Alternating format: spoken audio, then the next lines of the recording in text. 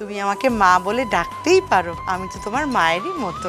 আমার জানেমান আমার পল্লবীর সাথে বিয়েটা আগে হোক, তারপর থেকে তো অফিসিয়ালি মা বলেই ডাকবো। মা, আপনারা আমায় আমার ভাইয়ের কথা জিজ্ঞেস করতেন না? ও হচ্ছে আমার ছোট ভাই আদিত্য। হায় কপাল, কি বলছো কি? কেন? এই এত বড় কথাটা একদিন তুমি আমাকে বলনি?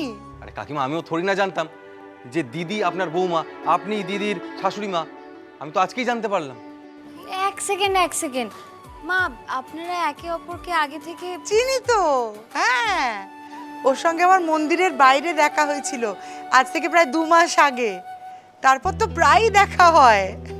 আমি যখনই কোনো বিপদে পড়ি ও আমাকে বাঁচাতে হাজির হয়ে যায়। আমার একমাত্র বন্ধু। কমলা কাকিমাও আমার বেস্ট ফ্রেন্ড, তবে সেটা বিপদে সবসময় পাশে থাকার জন্য নয়। কে কার কখন কিভাবে উপকারে আসে সেটা মা কালী জানেন। তা আদি, এতক্ষণ তুমি কোথায় ছিলে? হ্যাঁ, গায়ে হলুদ হয়ে গেল, আমি তোমাকে খুঁজছিলাম। একটা পাঞ্জাবি বদলাতে এত সময় লাগলো তোমার? কাকিমা, শুধু পাঞ্জাবি? পাশের সেলুনে গেলাম, ফেসিয়াল করলাম, তারপর এখানে এলাম। আপনার ছোট মেয়ের বিয়ে বলে কথা, একটু জেল্লা দিতে হবে না? দেখুন চকচক করছে না? আদি, উনি সম্পর্কে আমার শাশুড়ি মা হলেও আমি ওনাকে মা বলে ডাকি। তুইও ওনাকে মা বলেই ডাকতে পারিস। তুমি আমাকে মা বলে ডাকতেই পারো, আমি তো তোমার মায়েরই মতো। আমার জানেমান আমার পল্লবীর সাথে বিয়েটা আগে হোক, তারপর থেকে তো অফিসিয়ালি মা বলেই ডাকবো। আমি কমলা কাকিমা বলেই ডাকবো, ওই নামটাই আমার ভালো লেগেছে।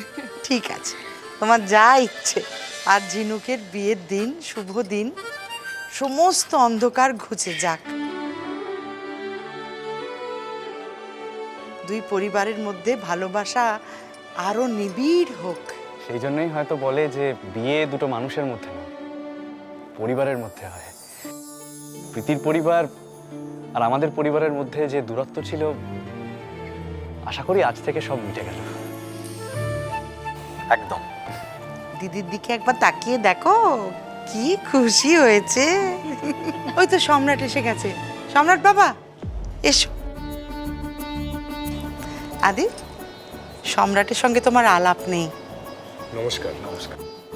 সম্রাট আমার ঝিনুকের হবু বর। ও বেশি আজ সন্ধ্যের পর আর হবু থাকবে না। আদি আমাদের পার্টির ইউথ প্রেসিডেন্ট।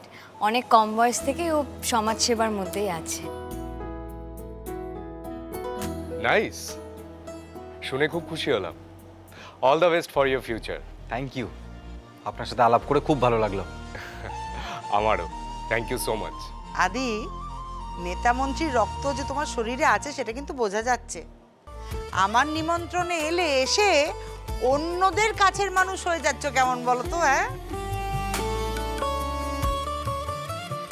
আদি, তুমি জানো তো তোমার মা বাবা সম্রাটের পরিবার হয়ে এই বিয়েতে হাজির হয়েছেন। এবার তুমি ঠিক করো, তুমি কোন পক্ষের, কোনে পক্ষের না পাত্র পক্ষের? আমার পক্ষ একটাই,